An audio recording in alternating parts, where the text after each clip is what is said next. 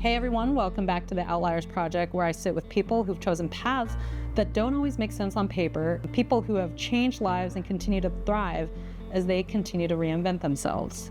Now, I'm Molly Hawkins, if you don't already know, and today's conversation is one that I've been looking forward to for a very long time. I'm sitting down with April Cornell. She is the owner of Hidden Hand Tattoo and Alter Reiki and Tattoo here in Seattle, Washington. She's a staple in the tattoo community and became known for her mandala work, and without a doubt, one of the women who helped carve space for women. She is not only an anchor for the creative community, but she has been such a grounding force for me personally as well. I've known April for years. She's tattooed me a couple times. We've collaborated creatively. We've helped each other through work and life, and we've had the kinds of conversations that only happen when two people are in the same season of life, I guess you could say. And she has been a confidant and a safe space for me and so many others over the years. This episode is about what we gain over time, about how experience refines us rather than reduces us, and how the people who know us well remind us of our strength when we forget it. It's about being in your 40s, having lived deeply, and moving through the world with more clarity, more confidence, and more care. April has lived through illness, grief, reinvention, running two businesses through COVID, and losing her husband.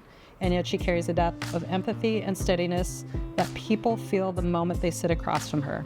This is a conversation about wisdom, creative longevity, and why our 40s actually might be where our most meaningful work begins.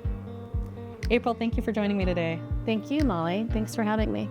I'm really grateful to be here in your beautiful space. It looks wonderful. It's been kind of a journey I've gotten to see from idea to inception to opening, and now how long has it been? Almost 10 years.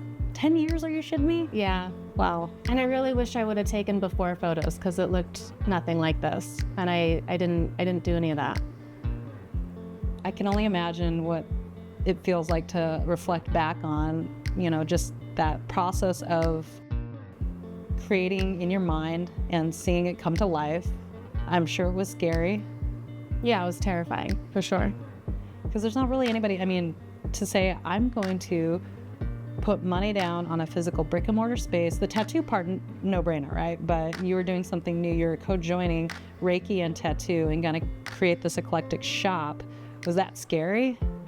It was scary, but it was very guided from my intuition. I had a vision of it that was really clear. And 8 months later, I was standing inside of Alter.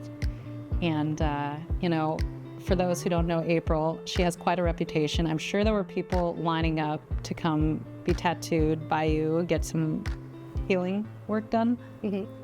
Not many people can say that when they start their business. It's pretty impressive. Yeah, it was my way of it wasn't a surprise to my clients who'd been working with me for years. A lot of them, were like, oh, this is what's going on in my sessions with you as far as the energetic, intuitive, and healing work. And Alter was a way for me to really come out of the closet with my gifts and step into my power with that and really be intentional about it for myself and for my clients. So I knew kind of about this other side of you and kind of the intuitive work that you were doing, but I'm sure a lot of people didn't. And it probably has been a transformation. Was it kind of scary to fully step out into that? Because you had been defined by and known for this, how many years had you been doing tattoo work prior to that, 10 years. Yeah. Yeah. Or are you just one of those people you're like, well, here I go? Or was it scary? It was scary. It was scary to leave the shop that I had come up in and my colleagues who were like my brothers. Jeff and I had been working together, which was also very challenging, but also was amazing for our relationship as well. I was ready to step out on my own, and I couldn't help but step into this vision that I knew was calling me. And I wasn't prepared for the depression that came after. I was so elated and so excited, but it was also a grief process that took me by surprise from a feeling of being in a shop, a busy street shop, into kind of an isolation chamber for a little while. Yeah, that after having been in the space and you having your daily rituals and the people you see, it had to have been different. Yeah, and I didn't want to create a private studio. I wanted to have other people here with me, and I wanted a space where I could have classes, and I knew that I would be teaching eventually. Uh, but it was a huge change, and I wasn't prepared for the grief that would come with that, even though there was so much excitement. Absolutely. Thank you for sharing that and being vulnerable. Yeah. Yeah. Okay, so stepping back. So we've known each other for quite a long time. And, I think what always struck me is, how grounded and just confident you've always seemed. It's your presence is very, for me, grounding. And I think there are special people in this world that I think have gifts, whether they acknowledge them or they're actively or using them or not. You're one of those people. Thank you. That's really kind. What does it feel like to hear that? Because I know I'm not the only person who compliments you. I see it on your social media. I hear, I'm. Well, I can be quite anxious, and I've had quite a life journey, and so a lot of my life has felt like a free fall, and hoping that I land on my feet and really relying on the people that are anchors for me, and just putting one foot in front of the other day by day. But I do very much feel in my power within my work and in showing up for others. I feel like that's a superpower that I have, and being able to connect with other people. I've set up a lot of boundaries over the years. I've had many iterations of my work of tattooing and also combining my intuitive gifts and how that all works together. It's just been a constant evolution. Okay, so for people who don't know you, or especially don't know you beyond your tattoo work, how would you describe April Cornell? Oh man, that's hard. How would I describe myself? Well, I'm very empathetic. I am very intuitive. I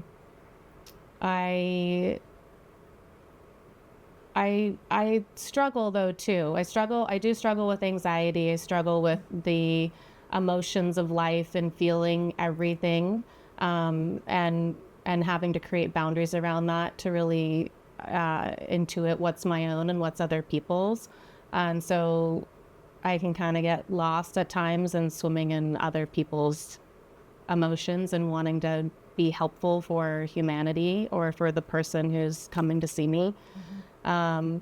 So I would describe myself as very creative, very artistic, an empathetic person. You're a mother. You are a tattooer. Yes. You are a healer. Yes. What else? House.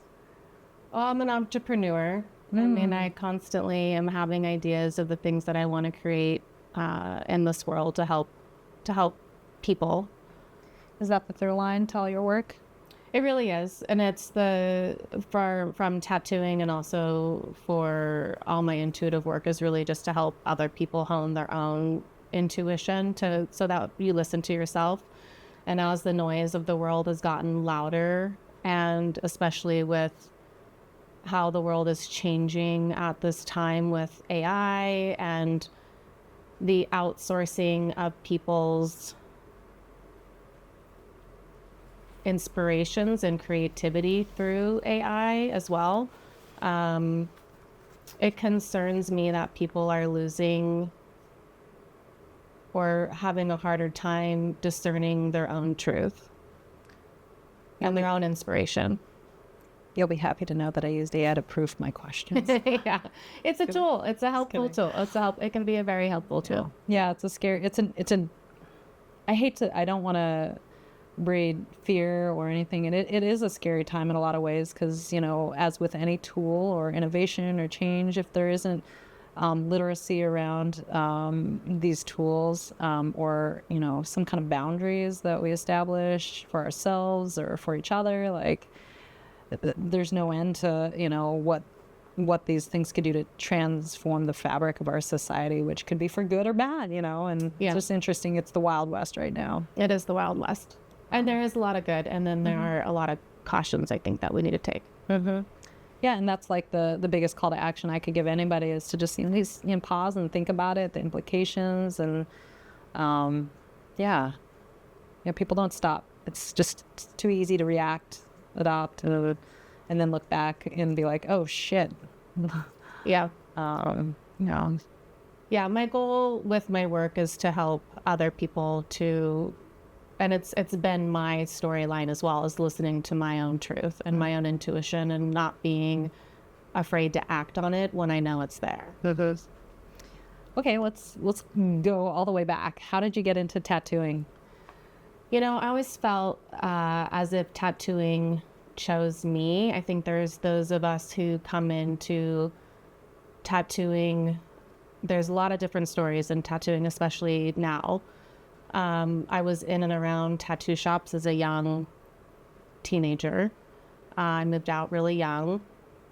I saw a lot of tattoos growing up, and always knew that I wanted to be fully tattooed, more than just a tattoo here or there, which I think is a pretty strange thing for being a young girl, growing up in the 80s and 90s.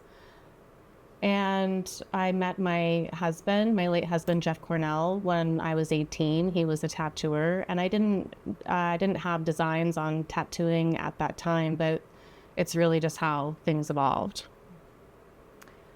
For me, I didn't ever say I wanted to have tattoos all over my body, but I loved the creative aspect of it.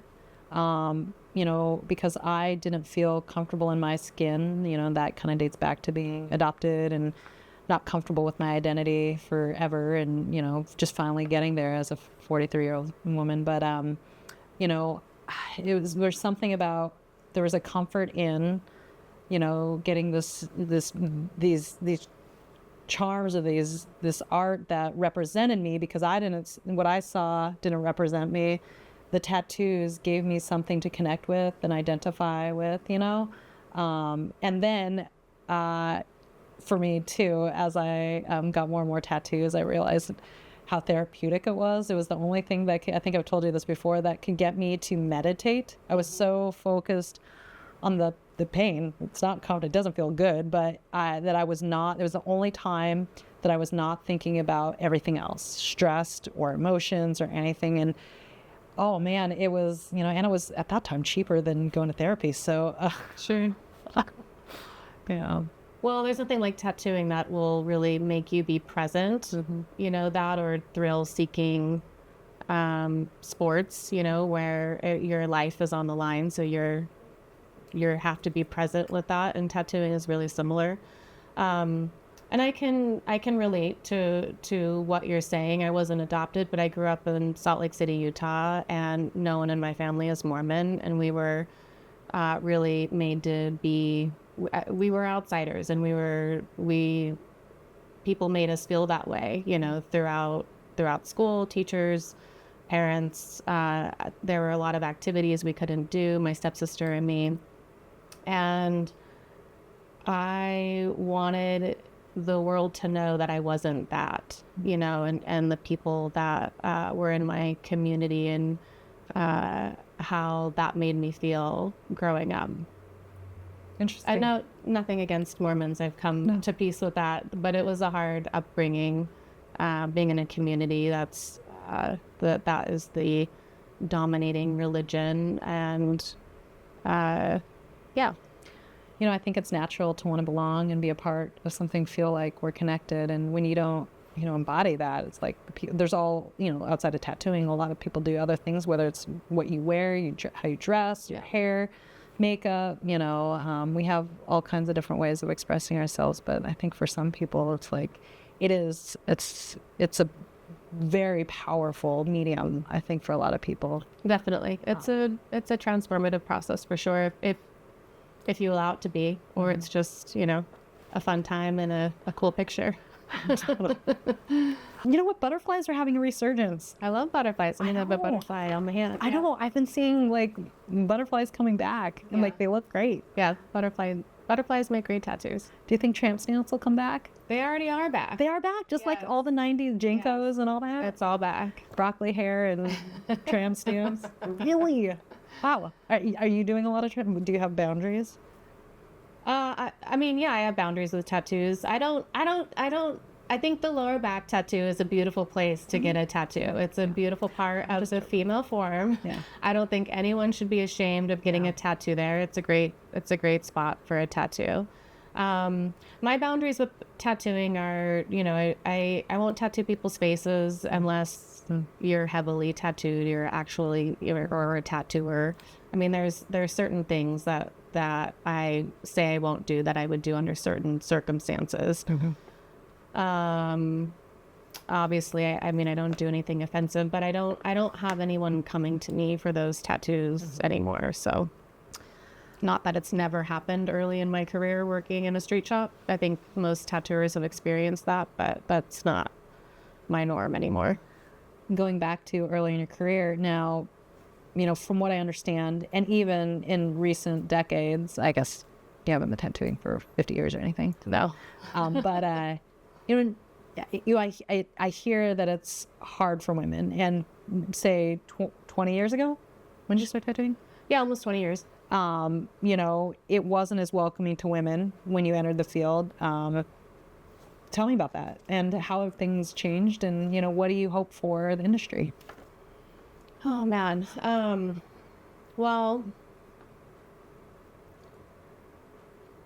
there weren't as many women for sure tattooing when I started tattooing, but I was also really grateful that there were a lot of women tattooing when I started tattooing. Okay. So it's not like it is now.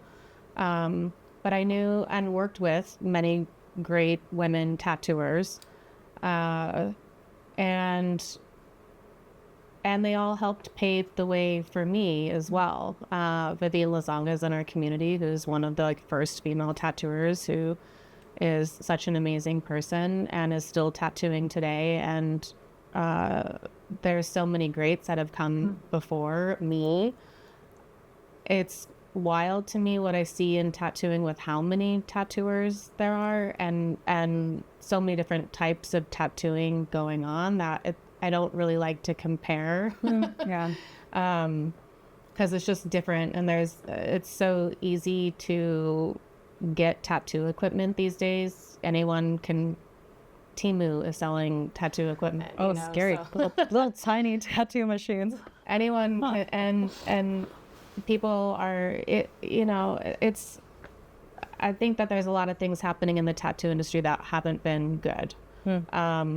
But there's ebbs and flows always in this industry, and there are people who will ride the wave through it, and we'll see what happens on the other side of this massive oversaturation of tattooers in the community. I hear this theme. It's very, common for this to happen across any industry, especially when it's something that is so beautiful or transformative, or it's becoming more accepted. You think about snowboarding. I've talked to some founders in that space, and when back in the day when snowboarding was so counterculture and looked down on, and you couldn't even go to all the resorts, and tattooing had that era for quite a long time. And even in the time that I started getting tattoos, it's even more accepted. And internationally, like the first time I went to Japan and Korea, I kind of got some raised eyebrows, and sure, so it's interesting to hear you say that about this industry, but, hopefully, the dust will settle, and, it creates a lot of opportunity for folks. And you're right, the people who,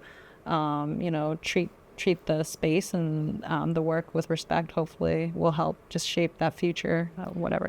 Yeah, I think there's many people who are coming into tattooing who are treating it as a hobby, and it's not a hobby.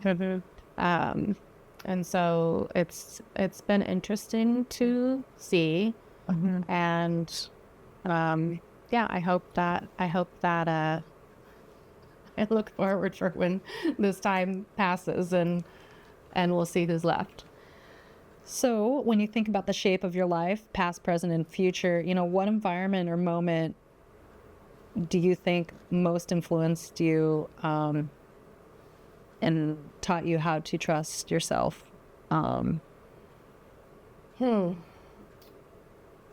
There's been so many moments. There have been so many moments of and many iterations of trust, and it's really started with my intuition from a really young age, and growing up in a really I had a very difficult childhood, and there's been moments where my intuition's been really loud, and times I didn't listen and times that I did listen. And I really feel like a pivotal point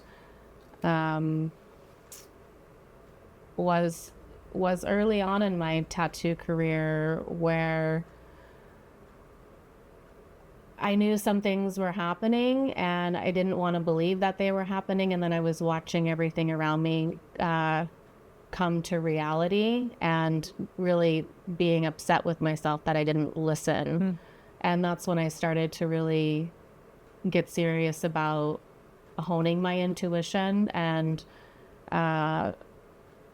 accepting that was what was true, and that I needed to, that it wasn't out of my control, because it always felt like this thing that just happened to me that I didn't have control over. And so I really started seeking out mentors and teachers, and going down a really deep path of spirituality and training with people, and really trying to learn who I was and what was happening to me. And that's still an evolution of understanding those awarenesses. Would you say you started to, I mean, so the first time you probably had a gut feeling and you maybe didn't listen to it, but then you got it again and again and again. That's where you started to listen to it? Yeah, and I would say not even after the first time. I mean, there were so many times I didn't listen. And then I would be upset with myself because things would start to come to fruition. Now, I feel like a lot of us, some people maybe not, but a lot of us have been there. And, you know, my question is, you know, how do you tap into that? And is it something that you can teach people? Is that the work you do? Yeah, that is the work. Cool. That is the work I do. And I am in a time in my life right now that I'm going to be bringing that back into altar. I've been, since Jeff passed, I haven't felt the capacity to hold that type of space for others, and really went through another journey of questioning my own spirituality and what I believe, and deepening my spiritual practice over the last few years. And I now feel ready to start teaching again. But that's what I feel truly is my gift. It's just not doing readings for people or doing tattoos one-on-one for people. I really want to help reach as many people as I can to help them hone their intuition. And so when that still small voice within tells you don't do it or do it, that you listen and you don't think you're crazy. I think I listen to the voice too many times, maybe. I need to find a balance. Like, what's the sweet spot? Yeah. Gotten myself into trouble. But yes, it can be taught. Yeah. Yeah. Cool. And that's what you do. Yep. It is, what do you call that? What is that called? That word? Well, the word of what is that work called? I call it spiritual empowerment. Oh, okay. Yeah. So if I called you tomorrow, I'm like, hey, April, remember that thing you were talking about? Spiritual empowerment. Yeah. Yeah. Intuition work. Intuition work. Honing your abilities. Cool. I might be calling you. Yeah. So I want to talk about tension a little bit, because your work carries this incredible sense of calm. You have to, all the things you do, from the Reiki to the tattooing, and there's some symmetry and intention, yet your life has asked a lot of you. Okay. Yes. So you've lived with Lyme disease? Yes. Mold illness, I mean, I lived in mold, which I didn't know at the time, and sparked a bunch of co-infections. A lot of people who have mold also have Lyme disease. And when the immune system gets overloaded, a lot of co-infections and things start popping up, and you have to layer by layer go through those things. As you know, this was when I was really vocal about this on social media years ago, as I was going through my health challenges, which started with them thinking I had cancer. I know that. Yeah, I felt I was putting the puzzle pieces together, and I was wanting to warn people because the environment that we're living in is so toxic, has become so toxic. Our water, our air, the soil, that really just depends also on where you live, and the layers of the body, the emotional, mental, physical, whatever you've gone through your life, things build up. And we saw that with COVID. And so there were a lot of things that became in the public's awareness when that immune system got overloaded through COVID, and people getting long COVID, and then getting, other autoimmune disorders, pandas, all these different things no one had really heard of, that people who have had Lyme disease, or are dealing with chronic Lyme have experienced. It's a long haul journey of really detoxification of the body. So if that wasn't enough, you lost your husband. Yes. You carried 2 businesses through COVID. Yes. And you also have 2 children. And how many dogs? I have 3 dogs, but recently my boyfriend moved in and we have 5 dogs together. So I was wondering, I saw that little black guy on your Instagram. Is that one of his dogs? Yeah. Oh my God. They're the best. Oh, I love it. Yeah. So how did those experiences change your relationship to your body, your energy, and your work? You kind of touched on it a few minutes ago, but that's a lot. And that was probably, this has been a period of 5 years. Maybe you've gone through all of these things at once. I'm preceding that COVID too, of course. Yeah, the illness stuff came right before COVID. It really has been like one thing after another for many years. What was your question again? So how did those experiences change your relationship to your body, your energy, and your work? You kind of said it. You had to step away from the intuition work, and did it change? Did it change your priorities? Yeah, I have to live a certain way that took me a while to accept, as far as that I can't live as a normal person. I can't eat all of the things that I always want to eat. I have to make sure that I'm getting rest. I struggled over the years with being a workaholic and really burning the candle at both ends. Meditation is a huge practice for me. And like everybody, I change my rituals and my practices, and sometimes I'm better about them than other times. And I find what works for me in the moment with the time that I have, like we all have to. But I definitely thankfully am out of the really murkiness of having to be on top of so many things and spending so much money on my health, and being on the other side of that. But I definitely maintain my health,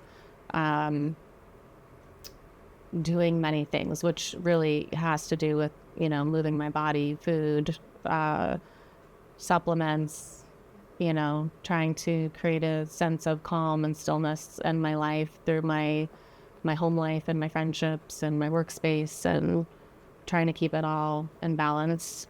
Have you figured what the recipe is? I'm working very hard on that. And I feel like we're very similar places in life. You talked about workaholism as if it's a disease, and I think it should be, and it is, because, I think it took a lot away from me, over-indexing on work for years, my physical health, my friendships, and a lot of that. Have you figured out a balance? What is the recipe for anyone listening that might be looking to...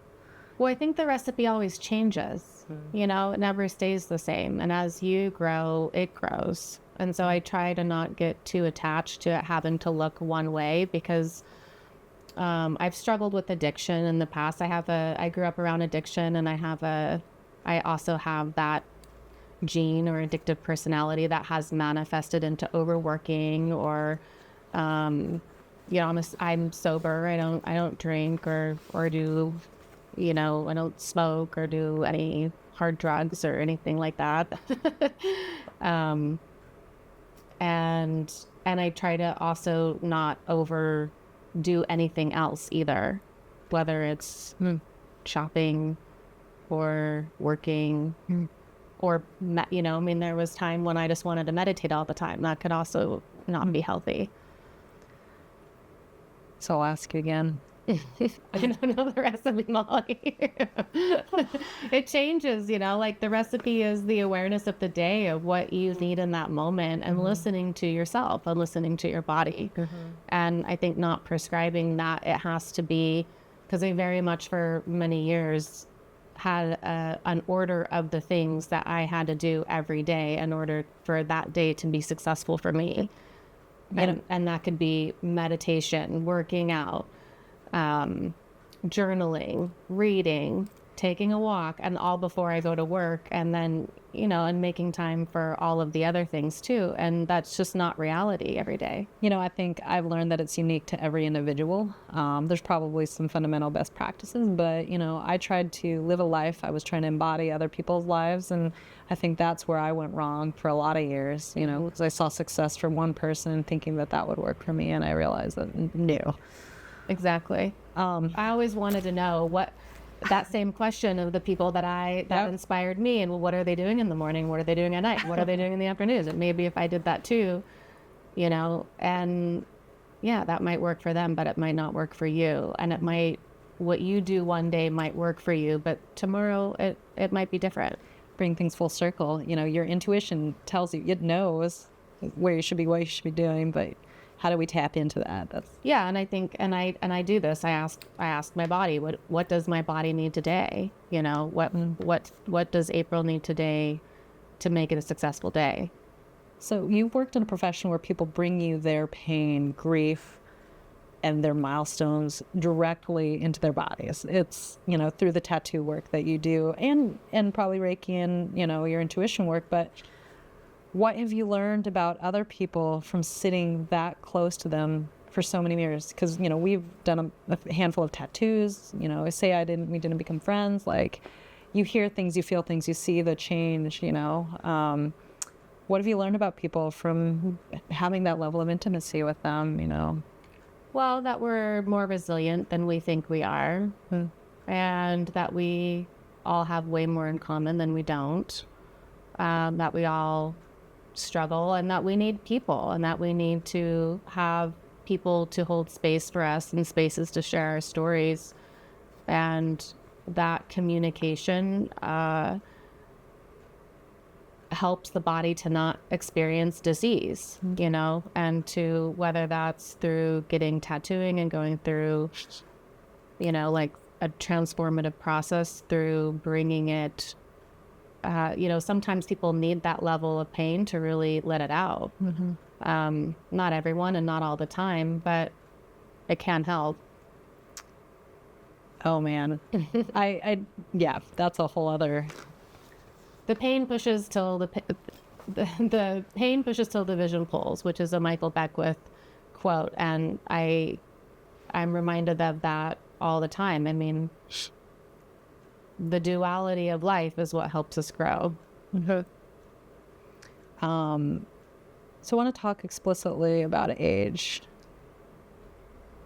There's this idea that starts circulating, I guess, especially for women, that our value kind of peaks early. It's not said out loud, but I've felt that pressure. I think our bodies are transforming. Not that men's don't, but there's a few very specific expiries, on women's bodies, right? Reproductive and then in the workplace, there's a lot that I think we have a ceiling for, this glass ceiling.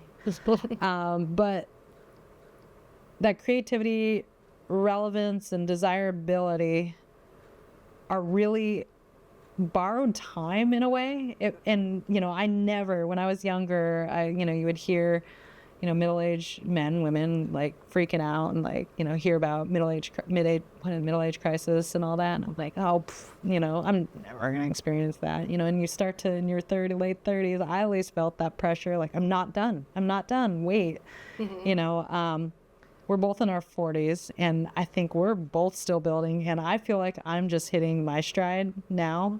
And I'd argue we're more precise and more grounded than we ever have been now. I'm curious from your perspective, because I see that and I've watched you and I've followed you and I see you continuing to succeed and get better and better. What has aging given you that youth couldn't?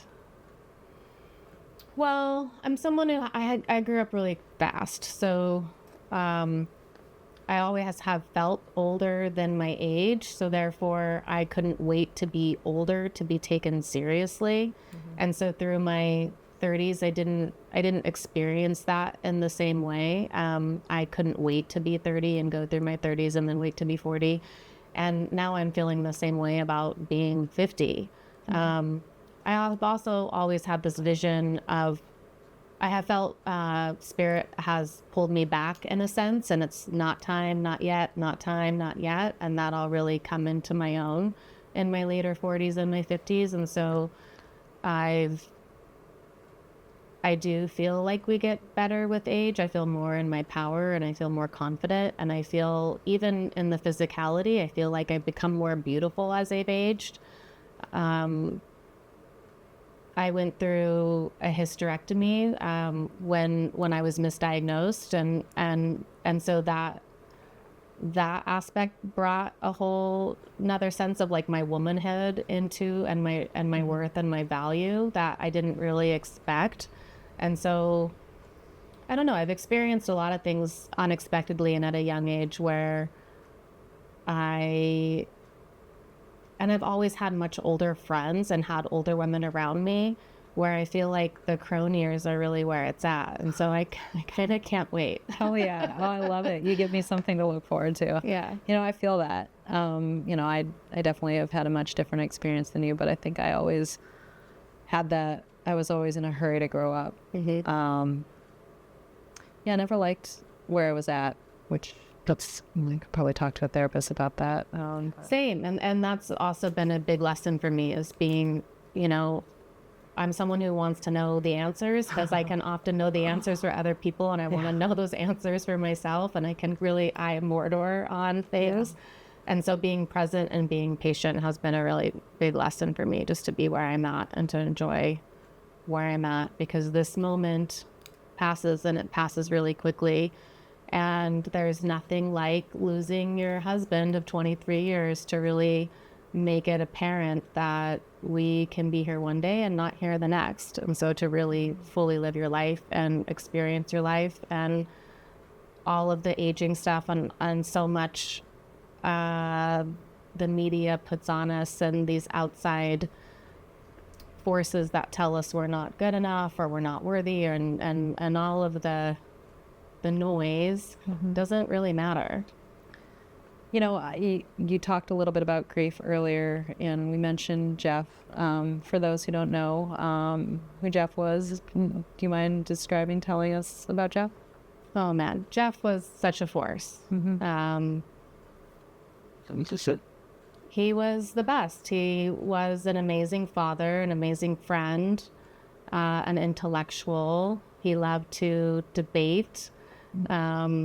He loved music. He was a musician, an artist, a creative, a really outstanding community member, I would say, as well, and a huge inspiration for so many people. He taught me so much. And he taught me so much about being comfortable with myself and just accepting myself for who I am, because Jeff accepted himself exactly as he was, and had no shame. And I feel like if we could all live that free, it would make the world a better place. A lot of people, I think, are, struggling with grief or loss in their own ways. I think there's a lot of heavy shit happening in the world right now too. Whether someone has literally lost someone, or is transitioning and grieving that past life. Anything that you've taken away from your experience that you could share that might help Around grief? the loss? Yeah, I mean, I've experienced a lot of loss in my life, and it is a journey. It's a ride. I don't know that it ever ends, and it's a teacher. It really, if you allow it to be, and I've really tried to feel it when it comes, and to whether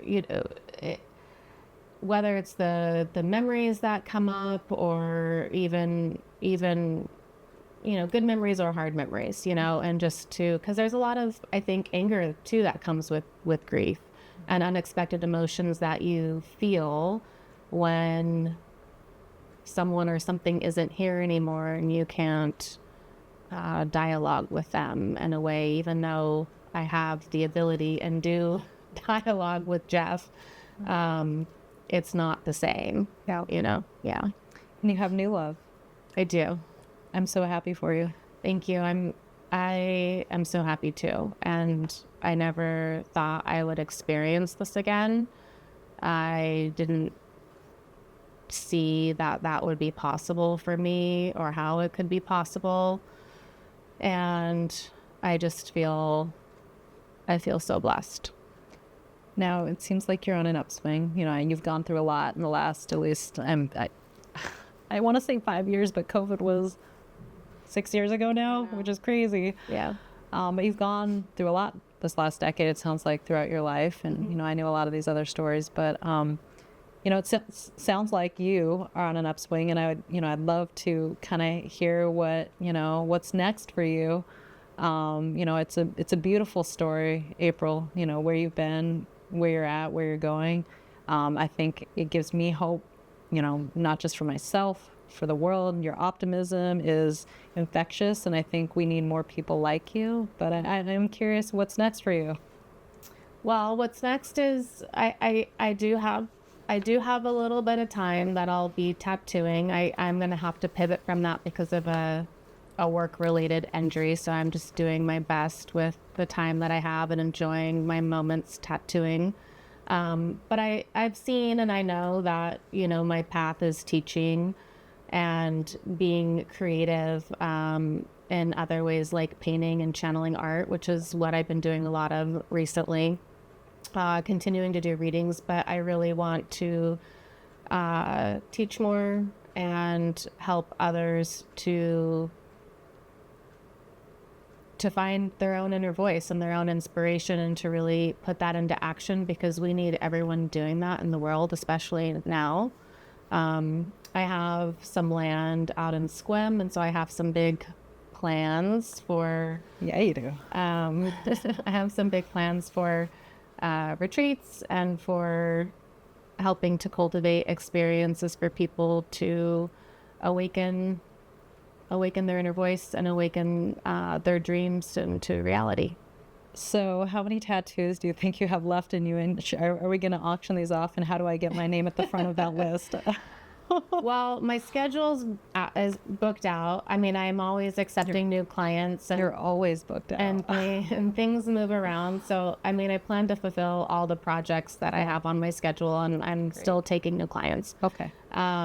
Until, my doctors tell me I absolutely have to stop, or if something, medically happens, or something medically has happened. But if it gets any worse, or I am forced to quit, then I'll need to listen to myself, which is, I'm trying to take my own advice. It's a constant lesson. Yeah. There's probably some of that grieving in that whole, It's a huge, it's a big grieving process of, I didn't, I've known from the visions and the things that I've had that this was my path. And I also know that sometimes, life will bring down the spiritual 2x4 to get you to stop when you don't want to. And I love tattooing. I love tattooing so much. And I love the connections I have with my clients. And I love so many aspects of the creative process and the healing process that happens for people. And so I'm not prepared for that to end quite yet, but I do know that one day it'll have to sooner than I would like it. So I know you are saying, and you've said it multiple times, that you haven't necessarily quite figured out the recipe, but I want to reflect back on what I'm hearing. But I want to ask you to complete a few sentences to help me with this. Okay. What is something you'd tell your younger self, knowing now what you know? To not take everything so seriously. You're most proud of? Myself. What is one thing other people need to know? That all the answers are within you. Now, knowing what you know now, the loss, the grief, the growth, the depth, all of it, the life that you've built and all the things that you've experienced, would you do it again? Absolutely. Absolutely.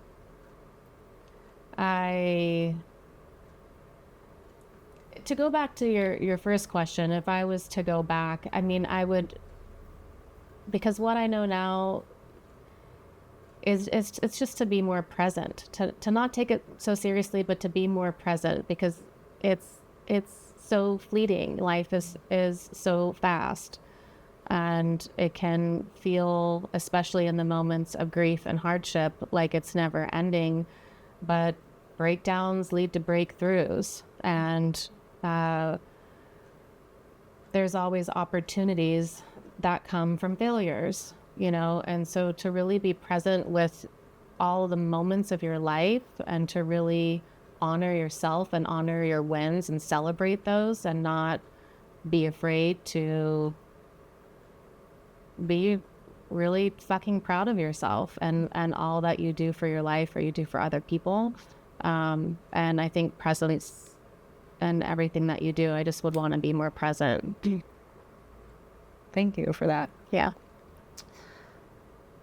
Okay, so lastly, if anybody was interested in becoming a tattooer, do you have any advice? Because I know there are a lot of people who might just listen that, love your work, that body of work, is there... If you want to be a tattooer, you should get tattooed. You should get a lot of tattoos. You should have get tattooed. Make yourself available to learning and available to opening your mind to not thinking you know everything. Okay.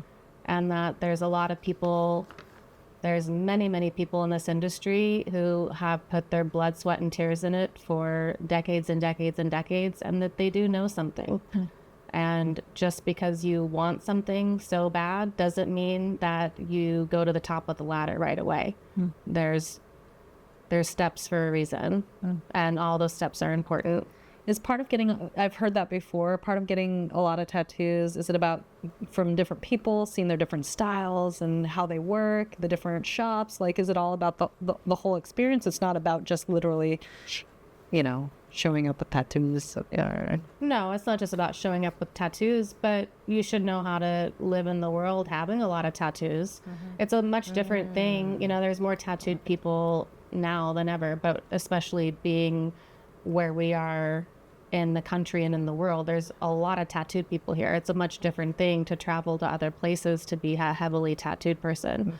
And it is different now. I mean, I remember having sleeves and young children and being a young mom and facing judgment and criticism in ways where wearing a lot of tattoos is a different experience in the world depending on where you're at. And times are different now. But it's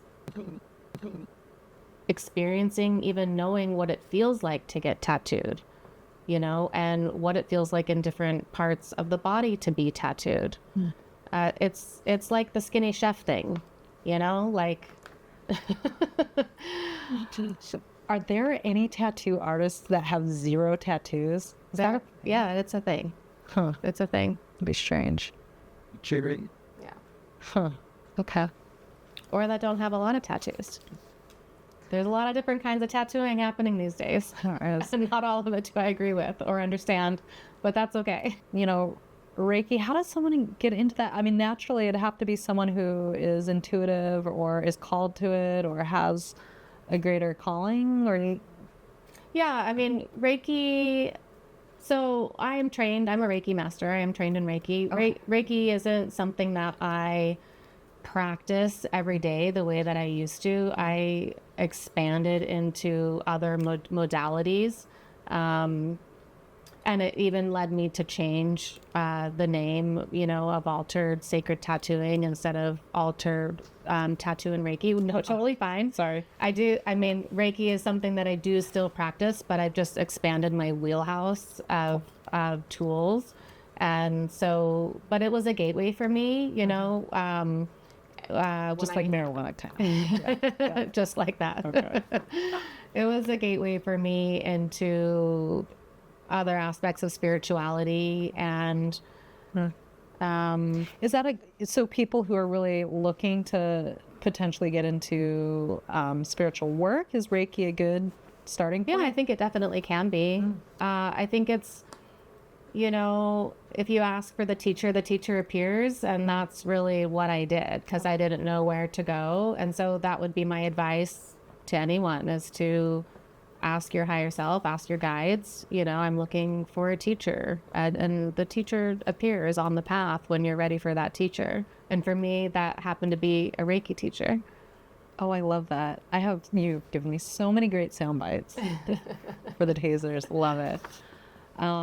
Gosh, is there anything, I know there's a lot that we haven't talked about, but there's so many things that I think I could talk to you about, and so many stories that we can meander on, but is there anything, words of wisdom or things that you've been sitting with or wrestling with that, you're working on or would love to share or explore?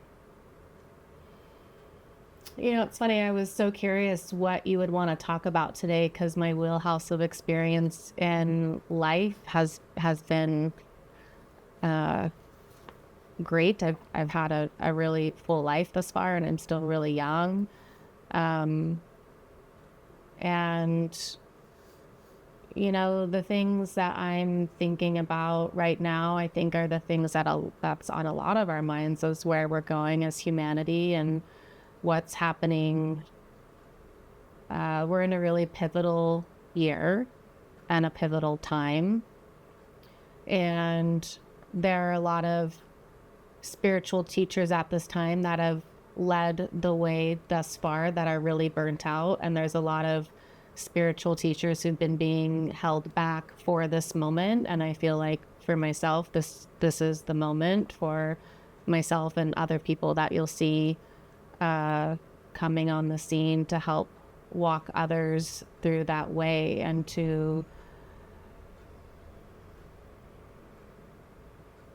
I think our spiritual practices are really important through this time. So like as a daily practice, it's like really checking in with yourself and where you're at in that day and what you need for that day, and finding tools to really listen to yourself to help guide you to where you need to be in the moment.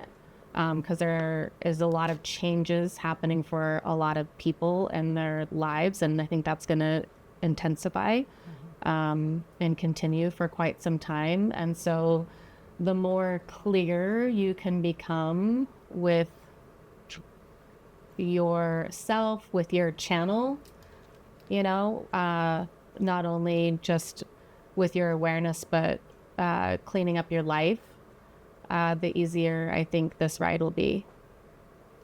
I love that. When I was thinking about sitting down to talk to you, I knew it would be easy because you have quite the lived experience and you've done a lot. You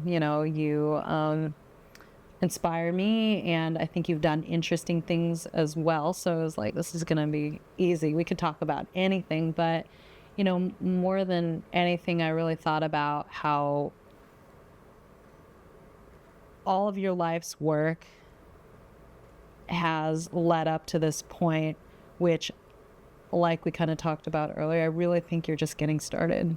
And I think there's a lot of people who are trying to understand what they're doing here. They feel like because they have evolved beyond certain phases of their life, they're done or they're not sure. But I really think there's this opportunity to reframe, how we look at loss, change, or, everything that's going on right now. It's an opportunity for us to kind of,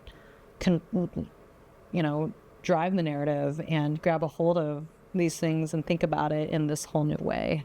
Because I don't know if there's people who are teaching us how to age or how to evolve or grow as a human. It's not like you can get financial consultants, you can get therapists, they exist and that's a thing, but it's very reactive, conversation in a lot of ways. People are trying to troubleshooting this thing or that thing or whatever, but like in the arc of our life on this planet and thereafter, if that exists, if you believe in that, it's like, where am I? And, I think I thought about it, and I don't know if any of this is making sense, but I feel like you're one of those individuals that is just getting started. And, I think about that. I follow you and I think about that, and that energy and that kind of space that you occupy, it reflects a mirror back, I think, on the people around you. And I think that's beautiful. And I thank you for that. Thank you. I mean, all of our stories matter,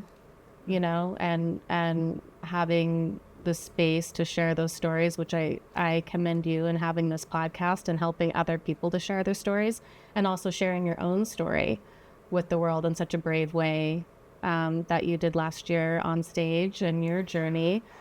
And it can be really scary. And will we be rejected? And am I worthy? And all of the wounds and traumas that come up that prevent us from speaking who we are and our truth. But really the world is asking us to just authentically show up and be yourself. And that makes the biggest impact for other people. And that we really need that. Well, April, thank you. For anyone who's listening, carrying grief, illness, struggling with reinvention, I hope that other people are able to get something from this conversation. And I hope they're, whether sharing with myself or April or each other, I hope they realize that sometimes stopping sharing your story does have power in it. Thank you so much. This was an honor.